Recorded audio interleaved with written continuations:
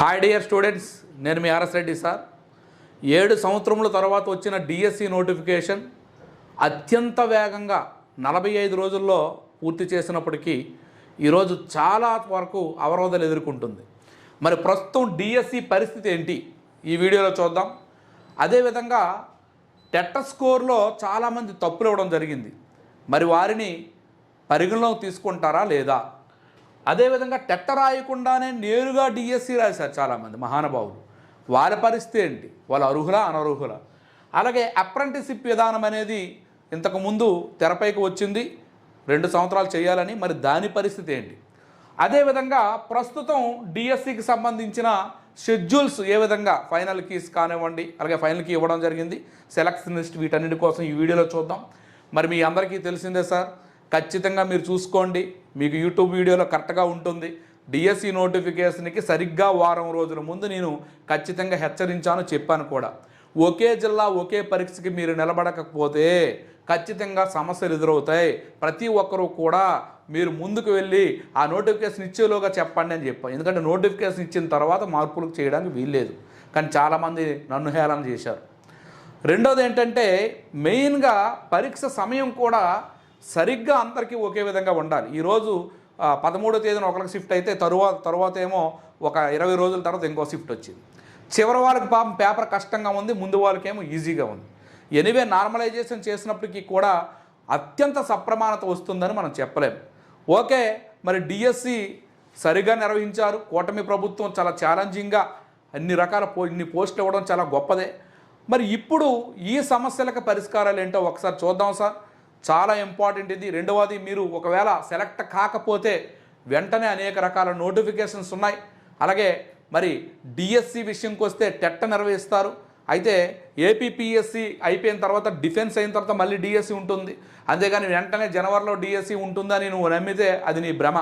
DSC ఉంటుంది ఖచ్చితంగా, కానీ వెంటనే ఇవ్వడానికి అది సాధ్యం కాదు, మీకు తెలిసిందే.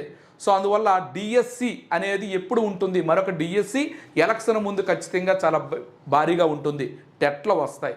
మరి ఇప్పుడు ఏమి వస్తాయి? ఇప్పుడు డిఎస్సి పని అయిపోయింది కదా, కానిస్టేబుల్ ఇచ్చారు కదా, నెక్స్ట్ ఏపీపీఎస్సి మీరు చూస్తూ ఉన్నారు, ఎండోమెంట్ ఆఫీసర్స్. గ్రూప్ 2 నెక్స్ట్ భారీ స్థాయిలో 1500 పోస్టుల వరకు వచ్చే అవకాశాలు ఉన్నాయి.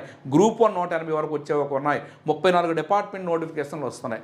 తదుపరి మరలా డిఫెన్సు, ఎస్ఐ కానిస్టేబుల్స్, డిఎస్సి ఈ విధంగా ప్రభుత్వం ఇస్తుంది. ఓకే సరే, మరి ఇప్పుడు మనం చూస్తే టెట్ స్కోర్ తప్పు ఏం లేదు సార్. చాలామంది హాల్ టికెట్ తప్పిచ్చారు, ఓకే, కానీ వాళ్ళ స్కోర్ అయితే కరెక్టే. హాల్ టికెట్ తప్పివ్వడం వల్ల అక్కడ స్కోర్ సరిపోలేదు. అందువల్ల ఏం చేశారంటే టెట్ వాళ్ళు ఏం చేశారు, అక్కడ ఏదైతే హాల్ టికెట్ సరిపోయిందో అదే స్కోర్ తీసుకున్నారు.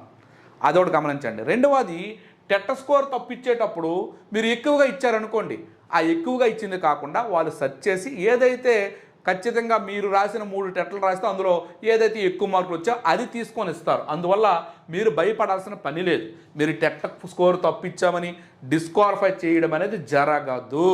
సో అందులో మీది ఏదైతే కరెక్టో అది తీసుకుంటున్నారు. కానీ హాల్ టికెట్ నెంబర్ తప్పిస్తే మాత్రం దాన్ని పరిగణలో తీసుకోలేదు. ఆ పాయింట్. నెక్స్ట్, టెట్ రాయకుండా డిఎస్సి రాశారు, మరి టెట్ స్కోర్ కలపాలి కదండి. సో వాళ్ళకి ఎట్టి పరిస్థితుల్లో డిఎస్సి స్కోరే ఉంటుంది, టెట్ స్కోర్ ఉండదు. రెండోది, వాళ్ళు అనర్హులుగానే గుర్తిస్తారు. మరి అప్రెంటిస్షిప్ విధానం అంటారా? ఎట్టి పరిస్థితుల్లో దీన్ని మరి కూటమి ప్రభుత్వం ఒప్పుకోలేదు. నాటి గవర్నమెంట్, మరి వైఎస్ జగన్మోహన్ రెడ్డి గారి గవర్నమెంట్ అయితే తీసుకొచ్చేది, కానీ ఈ గవర్నమెంట్ ఒప్పుకోలేదు.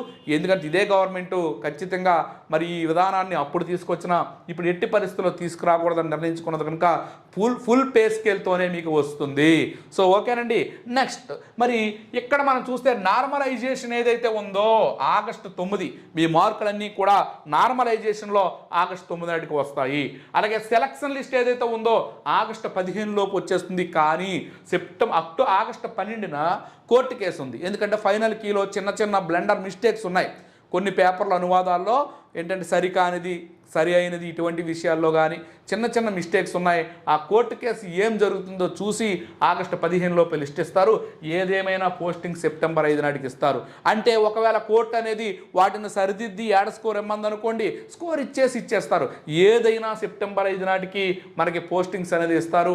ఒకవేళ ఉద్యోగం రాని వాళ్ళు దయచేసి బాధపడకండి. ఎందుకంటే 7 సంవత్సరాల పాటు పోరాటం చేశారు కాదనము, కానీ వాటమి విజయానికి నాంది.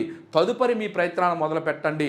సో మీరు చూసారు కదా స్కోర్స్ ఎంత హార్డ్గా ఉన్నాయో. కానిస్టేబుల్ నోటిఫికేషన్ చూసుకుంటే 150 దాటి వచ్చాయి, మరి డిఎస్సీలు 80 దాటి వస్తున్నాయి. మరి ఎంత స్కోర్ చేస్తున్నారు కనుక మీరు ఒకటే గుర్తుంచుకోండి, నోటిఫికేషన్ కోసం ఆలోచించకండి, మీరు ఎగ్జామ్ కోసం ఆలోచించకండి, ఉద్యోగం సాధించాలని ఈ క్షణానే మీరు ప్రారంభించండి. ఆన్లైన్లో మనలాంటివి ఎన్నో మంచి యాప్లు ఉన్నాయి, మీకు నచ్చిన యాప్ని తీసుకొని ఫాలో అవ్వండి. ఎందుకంటే ఎన్నో సోర్సెస్ పెరిగాయి. ఈరోజు స్కోర్లు రావడానికి కారణం reading rooms, online apps, exam ముందు వరకు గైడెన్స్, మెంటర్షిప్స్, టెస్ట్ సిరీస్ ఇవన్నీ కూడా వచ్చాయి. అందువలన ఈ స్కోర్లు పెరిగి అంతకు మించి ఇంకోటి కాదు. చదువుతున్నారు పిల్లలు, అదేవిధంగా చదువుతూ ఉన్నారు. చదవనివాడు ఎలాగా చదవదు. సో అందువలన మీరందరూ కూడా నెక్స్ట్ ఏదైతే నోటిఫికేషన్స్ ఉన్నాయో అవి ఎప్పుడు వస్తాయని ఆలోచించకుండా ఎప్పటి నుంచే ప్రిపరేషన్ స్టార్ట్ చేయండి. మరి ఆర్ఎస్ రెడ్డి ఇన్స్టిట్యూట్ తరపు నుంచి అయితే మనకి గ్రూప్ 2 లాంగ్ టర్మ్ అనేది మనం చేసాం. అప్ టు ఎగ్జామ్ వరకు 1000 మంత్లీ ఇన్స్టాల్మెంటు 5 మంత్స్లో చేస్తే అప్ టు ఎగ్జామ్ వరకు అది తీసుకుంటే ఎండోమెంటు, ఫారెస్టు, హైకోర్టు నెక్స్ట్ వస్తుంది, హైకోర్టు అన్ని నోటిఫికేషన్ కూడా ఉచితంగానే, ఆర్ఆర్బి అన్నింటికి కూడా ఉచితంగానే మేము కోర్సు అందిస్తున్నాం. ఓకే, మరి డిఎస్సి సోదరులందరికీ కూడా, మరి సక్సెస్ అయిన వాళ్ళందరికీ కూడా శుభాకాంక్షలు. మరి అదేవిధంగా మరి ఇక నుంచి ఫెయిల్ అయిన ప్రతి విద్యార్థికి కూడా ఖచ్చితంగా ఒక దృఢ సంకల్పంతో చదివి మీ యొక్క లక్ష్యాన్ని చేరుకుంటారని కోరుకుంటూ మీ RS Reddy sir. Thank you.